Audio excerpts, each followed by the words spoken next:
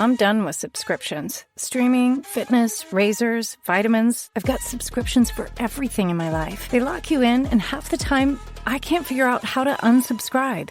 That's why I'm so excited about the new Blue Apron. Now you can get delicious meals delivered with no subscription needed, including new pre-made options. Keep the flavor, ditch the subscription.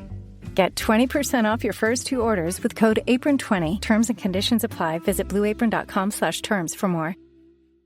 Hey, Ryan Reynolds here for Mint Mobile. You know, one of the perks about having 4 kids that you know about is actually getting a direct line to the big man up north. And this year, he wants you to know the best gift that you can give someone is the gift of Mint Mobile's unlimited wireless for $15 a month. Now, you don't even need to wrap it. Give it a try at mintmobile.com/switch. Upfront payment of $45 for 3-month plan equivalent to $15 per month required. New customer offer for first 3 months only. Speed slow after 35 gigabytes if network's busy. Taxes and fees extra. See mintmobile.com.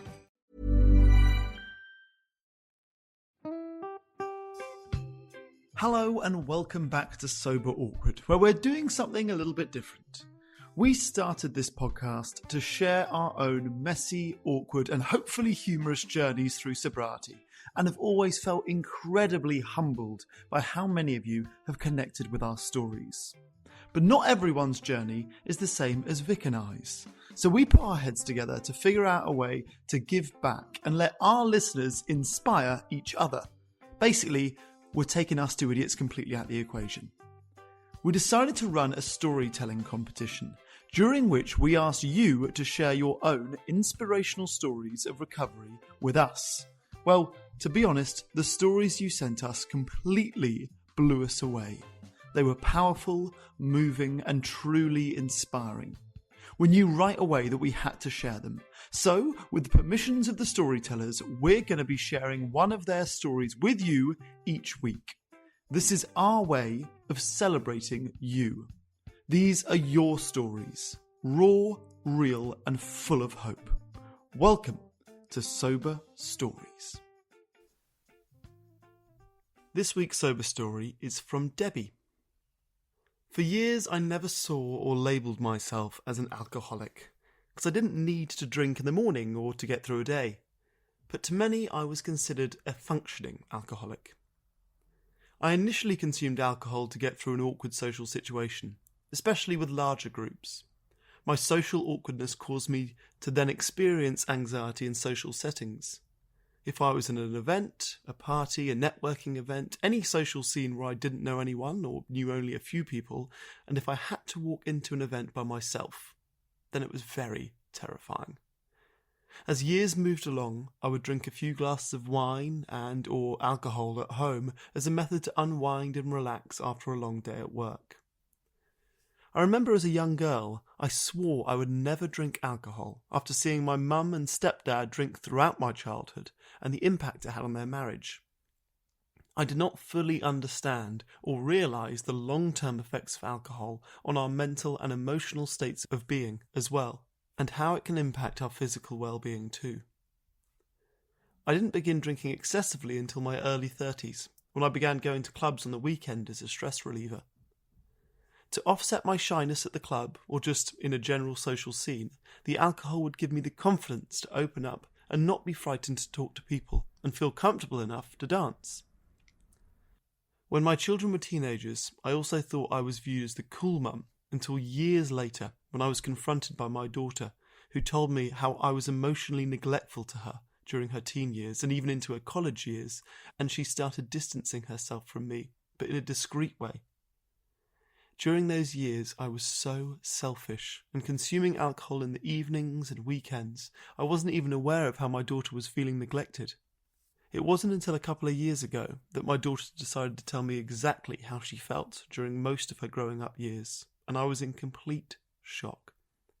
I never knew the truth, especially during high school, because the girls always stayed at my house, and I thought it was because they enjoyed being at my house. Now I know, years later, it was the freedom they had in my house, because I was usually either drinking at home on the weekends or out at the clubs with my friends, so they had free rein to do as they pleased without any restrictions, accountability, and a nagging parent. In my mind, I was the cool parent. The night of January the 28th, 2023, is a date I will never forget, because that evening I was arrested for a DUI. It was one of the scariest nights of my life and a major wake-up call, and I knew I needed to make some major changes in my life. I didn't stop drinking immediately after the arrest, but I did reduce my alcohol consumption and rarely went out anymore because I feared drinking and driving, and it was getting expensive to Uber. I did not talk to too many people, including my family, during the first 6 months or so after the DUI arrest and the consequences I was working through, as well as the expenses I was incurring. I was scared, anxious, fearful, just feeling so much pain, confusion, self-hate, embarrassment, and so many other feelings. The feelings of emptiness were becoming greater, and I finally decided I was going to tell my son, my daughter, my sister, and my mum about the DUI arrest, despite the shame I felt. I finally told my family members, except my daughter, about the night of the arrest prior to my decision to become sober. I didn't tell my daughter that evening, because over the prior year we'd grown quite distant, and I wasn't sure what was causing my daughter to not come home and visit anymore. I thought maybe one of her friends had found out about my arrest and told her, and she wasn't ready to ask me about what had happened. The family members who I told were very supportive and compassionate. I was so scared to tell them, because I thought they would have been disappointed and ashamed of me, especially my son, since I'm supposed to be the leader of the family. But he was totally emotionally supportive. On the evening of June the 21st, 2023, I made the decision to stop drinking and just take it one day at a time. I'd never committed to any sober-free periods before now. No dry January or 30 days without alcohol.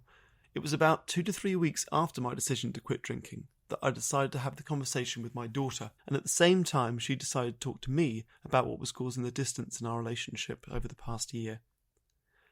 She told me about a specific situation that happened, not with drinking, but it was brought to her attention by her roommate her freshman year at school, and she didn't feel that she could talk to me about it and how it affected her, and how I was the one who caused this pain and hurt, because of selfish decisions in the past that I had made. She told me that I was emotionally absent from her most of her growing up, and it caused her to detach and be distant from me, which I was not aware of due to the severity of my drinking.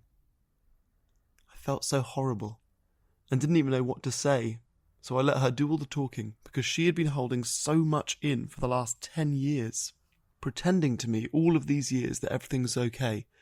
She stated that she would be setting some boundaries about communication while she worked through some issues with her therapist, and we worked on trying to mend our relationship. I was scared that I wouldn't have any future relationship with her at all, so I was agreeable to endure the upfront pain with hopes that everything would work out in the end. Before we hung up that night, I was able to tell her about the DUI and the attempts to stop drinking, and she was super proud of me for making the choice.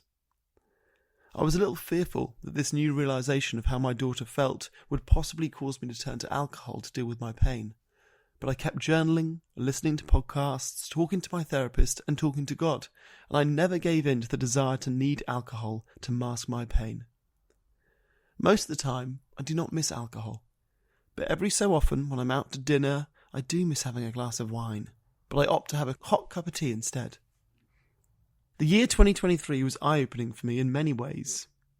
The DUI was a wake-up call, and the shame and embarrassment I felt for being so irresponsible and selfish was overwhelming.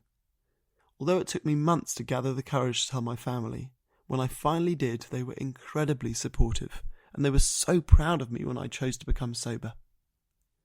The legal proceedings for the DUI were long, stressful, and costly. But by the grace of God and the prayers of my family and friends, especially Kim Daniel, my prayer warrior friend, the DUI charges were dismissed in October of 2024, almost 2 years later. I've been looking to be more involved in the recovery community. I'm a member and admin assistant to Ellen Fraser, who created a Facebook social group, Booze Free Babes, and I recently completed the Certified Peer Support Specialist, CPSS course. This certification will allow me to become an advocate for recovery and to help others struggling with alcohol addiction, whether they're functioning or non-functioning, social or daily drinkers. I hope to show others that a clean, sober life is possible, and to encourage them to live it for themselves, their families, their health, their mental clarity, and to be emotionally connected with themselves and those around them. Every day, it is my responsibility to continue to become stronger and be an advocate in the recovery community.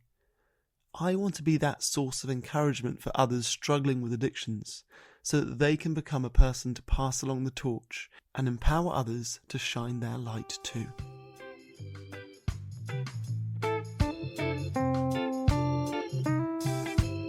If you're questioning your relationship with booze, you're struggling to moderate, or your hangovers are causing anxiety, it might be time to reach out for some support. Yeah, just talk to a mate about how you're feeling, contact a local doctor, find an AA or sobriety group. Vic's got one. Yeah, just head to www.cuppa.community. Remember, if you're questioning yourself, it might be time to seek support. Even though this journey can be awkward, it is definitely worth it. And if you've enjoyed the Sober Awkward podcast, don't forget to review it, rate it, and share it with your mates. They have to share it with their mates? Yeah, of course they do. I'm not doing this for nothing, Hamish. Bloody hell. How do they share it? I don't know, just write it on the...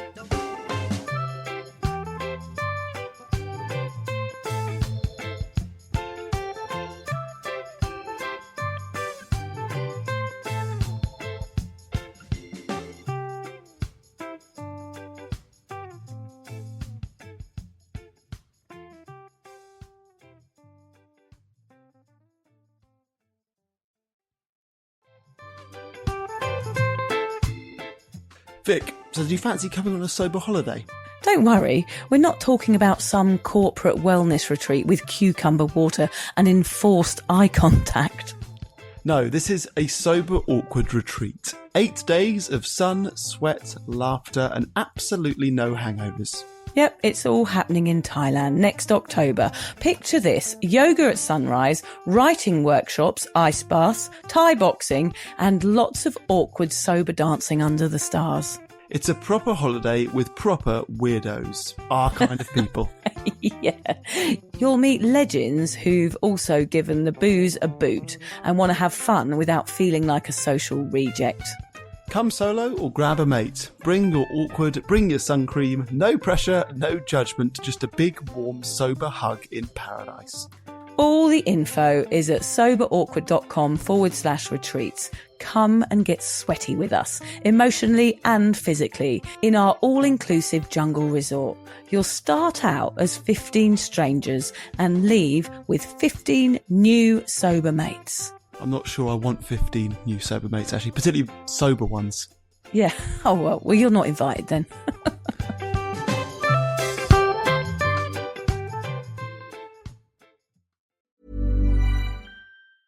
Hi, it's Paige DeSorbo from Giggly Squad. You ever stand in front of your closet and just say, I have nothing to wear, while you're literally surrounded by clothes? Because same. So I started listing pieces I'm over on Depop. And honestly, it's been amazing. You can sell what you're done with, and someone out there will love it. And the best part about it is there's no seller fee. So the money you make actually stays in your pocket, which feels very chic. It's also insanely easy. I listed something while watching TV, and it sold before the episode even ended. So download the Depop app and list your first item today, because your old outfit could be someone else's new favorite. Depop, where taste recognizes taste. Payment processing fees, boosting fees still apply. For more info, visit Depop.com.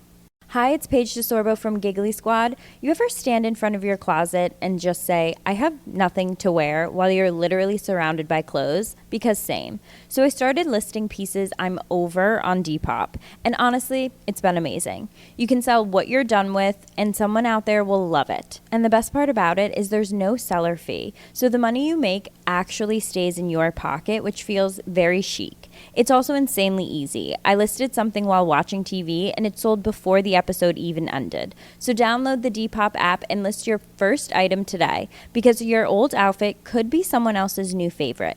Depop, where taste recognizes taste. Payment processing fees, boosting fees still apply. For more info, visit Depop.com.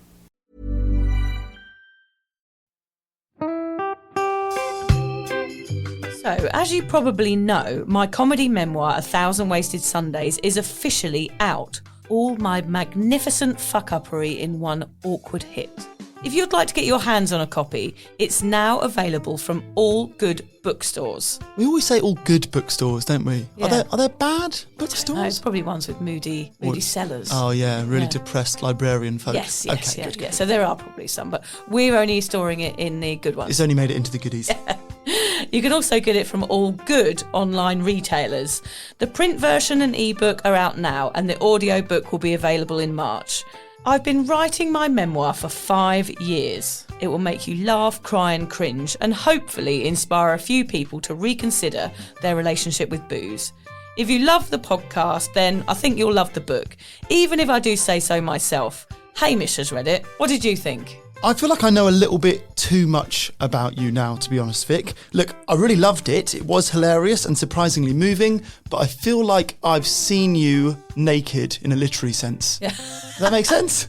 Yeah, that's worrying. Yeah.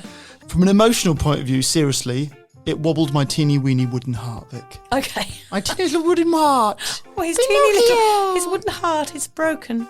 Anyway, so if you do manage to get your filthy mitts on a copy, please do me a favour and head to goodreads.com and give me a review. Doing that will help me get it out there to those that need a bit of sober support. So there you have it. My story, unwanted warts and all. Come and get awkward with me. Not to be too demanding or anything, but seriously, go and buy it now. Yeah, go and buy it. Go and buy it right now. Yeah, don't just tell your friends, buy it, and then buy your friends one or two. Yeah, don't give them a copy. Buy it, yeah. And you know what? Don't be careful where you store it. If you lose it, you can always buy another 5. Buy another one. Yeah.